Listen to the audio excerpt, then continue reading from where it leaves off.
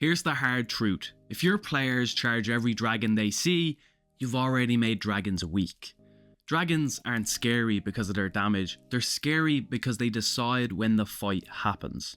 If your party thinks every dragon is winnable, you're running dragons wrong. So let me show you how to fix that. Dragons aren't just big monsters, they're apex predators with flight, legendary actions, legendary saves, and something most monsters don't have: time.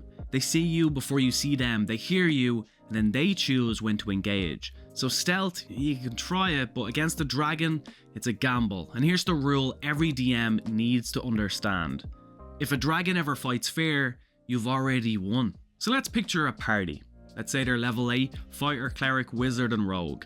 They're good, they've killed giants, they feel dangerous. So let's drop them into dragon territory. Red dragons don't just want to win, they want to dominate. Imagine that party enters a ruined fortress. They hear wings, heat, the fighter grips his blade, and the red dragon doesn't open with tactics, it opens with fire. Half the battlefield is burning, the fighter gets blasted, the wizard dives for cover, and who does the red dragon focus next? The strongest looking threat. Because in its mind, if you break the biggest one, the rest will fall. And if half the party drops, it doesn't finish them. It's not mercy, it's disinterest. If the red dragon leaves survivors, it's because they weren't worth killing. Now swap that dragon, same party, but this time a blue. They're crossing a cracked desert. There's no cover, no walls, just sky. Lightning hits. The blue dragon never lands. It strafes, it retreats, it strikes again. And when the cleric finally steps out to heal, dead. And then the dragon leaves.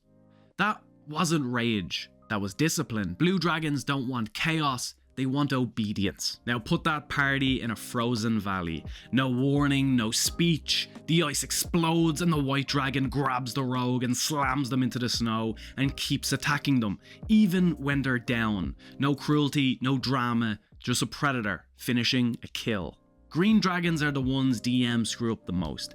They don't need to show up to win. Picture this, a party arriving to a city. The guards are nervous, the nobles are fighting, and the streets are full of rumors.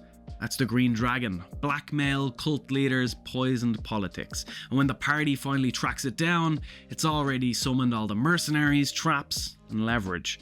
And by the time you fight a green dragon, you've already lost twice. Black dragons don't rush you, they stalk you. The party travels through swamp ruins, the acid melts the fire shield, and the dragon vanishes. The next night, another ambush. More and more, they have less gear, less HP, and more panic. They don't want to win fast, they want you scared. If your dragon fights end in 2 turns, it's not because dragons are weak, it's because you let the party think they were safe. Dragons don't stand still, they burn buildings, they kill NPCs, and they destroy supplies, and then they leave. They make the party chase them, angry, injured, and desperate. And that's the point. You should tell your party when something is too strong, not spoil it, telegraph it. Burnt villages, dead adventurers, rumors of whole armies failing. Running isn't failure, it's survival. Dragons dominate D&D because they change the rules of the fight. So run them smart, run them arrogant, and run them unfair. You don't control the dice, but you do control when they're rolled. So roll smart.